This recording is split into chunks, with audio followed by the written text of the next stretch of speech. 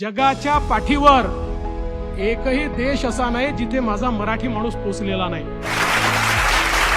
आम्ही जगभरात कुठेही जातो तर मराठी माणसं आमच्या स्वागताला तिथे असतात. जपानला गेलो तिथे स्वागताला. थँक्यू.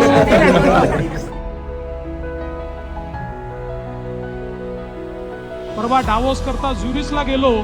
रात्रभर प्रवास करून 500, 500, 800 किलोमीटर वरनं आमची मराठी माणसं त्या ठिकाणी स्वागताला होती.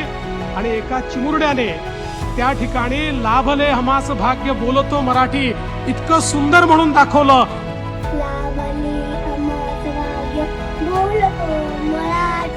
एवढा अभिमान वाटला की आपला मराठी माणूस इतके वर्ष तिकडे गेला तरी देखील माय मराठी त्याच्यापासून दुरावली नाही. माय मराठी त्याच्या मनामध्ये आहे आणि ती माय मराठी पुढच्या पिढीला देखील पोचवण्याचं काम तो करतोय. हे बघून खरोखर मला असं वाटतं अतिशय मला चांगली भावना त्या निमित्ताने तयार झाली.